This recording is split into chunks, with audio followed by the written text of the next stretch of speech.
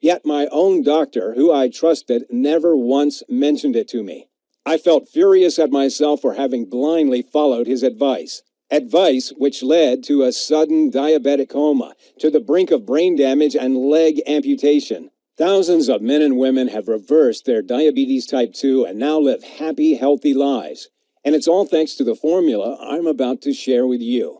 Now, I can understand it if you're feeling skeptical at this point because most people believe there's nothing you can do to reverse diabetes type 2.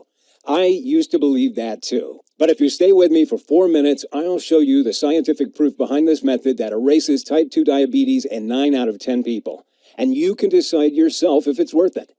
And even if you succeed in only improving your blood sugar levels, I urge you to give it a try, because that alone can add a decade to your life. When you free yourself of diabetes type 2, you will transform your entire life. Just imagine, no more worries about blindness, sudden heart attacks, cancer, or stroke. No more risk of falling into a diabetic coma and waking up with brain damage. No more blowing thousands of hard-earned dollars a year on meds that cause bloating, kidney problems, and sexual dysfunction. No more waking up from nightmares drenched in sweat about having your leg hacked off. Instead, I promise you, you'll be free to do what you want. Your energy levels will soar.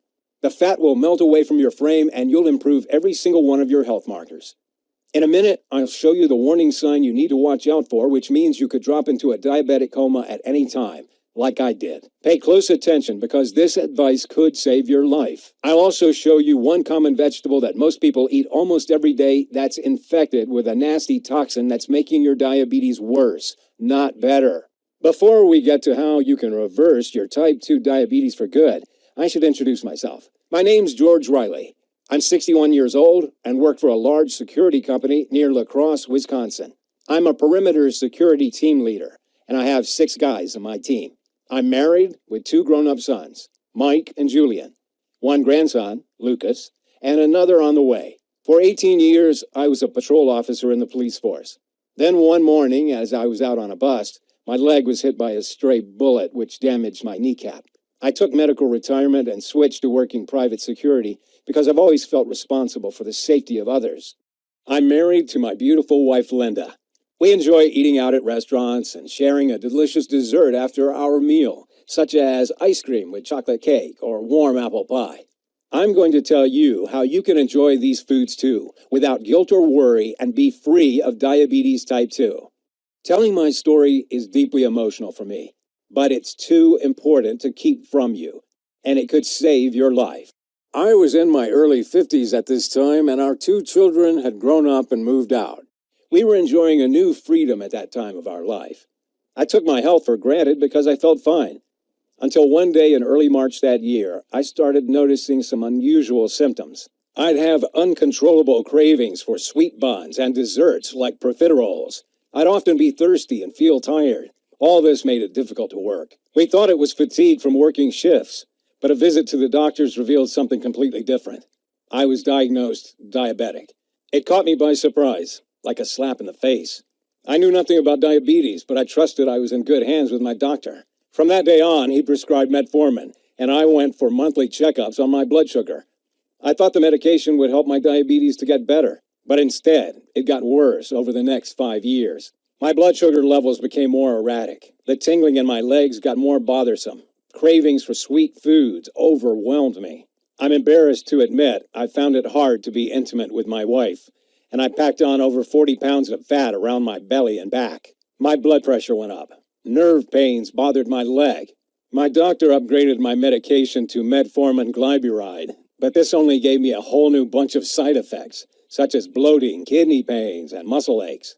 You may be noticing these symptoms too. Until one night at work, I collapsed and woke up in the hospital. It was a busy night, and the stress levels were through the roof due to repeated red security alerts. We were short-staffed and under a lot of pressure. The last thing I remember is feeling very hot and confused. Next thing I knew, I was waking up in the hospital bed, lights blinding my eyes, feeling groggy. And that's when I heard the doctor discussing the schedule for my leg amputation. Right at that moment, my eldest son, Mike, came into the hospital room with his 4-year-old boy, my dear grandson, Lucas. We'll have to cut his leg off from the knee. The blood vessels are narrowing, Dr. Richardson was telling my wife. We can schedule surgery for tomorrow at 1:30 p.m. He continued, unaware that he had new visitors in the room. My grandson, standing behind him, overheard this and immediately burst into tears. "Don't you touch my grandpa! Don't cut off his leg!" he cried out. "He's the best grandpa in the world!" He cried and brought us to tears. And maybe Dr. Richardson had a heart after all, because he decided to delay the leg amputation. Maybe it was too much for him to see a young boy devastated. "We'll need to operate in 8 weeks or less," he told my wife after they left. "Otherwise, diabetes could take his life." As you're about to find out, my grandson's innocent, touching outburst changed our lives forever. The first 2 days after my discharge from hospital, I was like a zombie. I lay around feeling sorry for myself, hardly speaking, and contemplating life in a wheelchair. I kept thinking of my son Julian's wedding coming up in a few months. Would I still be alive to see him marry his beautiful fiancée from Japan? I felt physically sick imagining how the wedding photos would look with me in a wheelchair. Linda tried to pick me up, to give me hope. But even if she put on a brave face, I knew too well that she was deeply worried. After all, I was her husband. I loved and took care of her. We had big plans for our retirement. We were proud new grandparents. All these dreams would turn to dust because of diabetes. My wife would spend her time caring for me. We could kiss goodbye to spending our winters down in sunny Florida. As I lay there on the couch thinking about my future, I knew I had 3 choices. 1, I could accept this as my fate. I'd lose my leg and spend the rest of my life in misery, a burden to others, broke and unable to walk, travel, or live normally ever again. 2, I could get mad at the world and complain about how medicine had failed me. I could tell anyone who'd listen that the diabetes industry was a giant fraud and I was a victim. 3, or I could choose to fight back and beat this. The thought of my grandson in tears and seeing my wife as sad as I'd ever seen made me mad, and that wasn't right. So that day I made a vow that I wouldn't rest until I found a solution to my diabetes.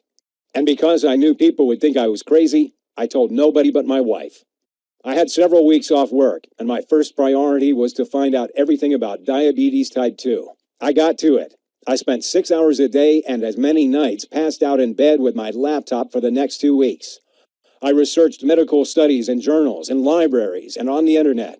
What was disturbing from my research was that diabetes type 2 is on the increase all over the world, and fast. In the USA, over 30 million of us have diabetes. Another 84 million are pre-diabetic.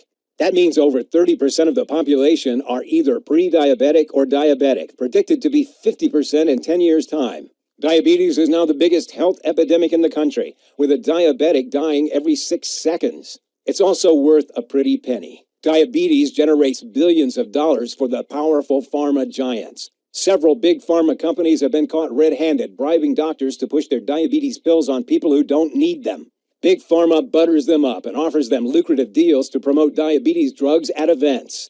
What a racket they'd set up.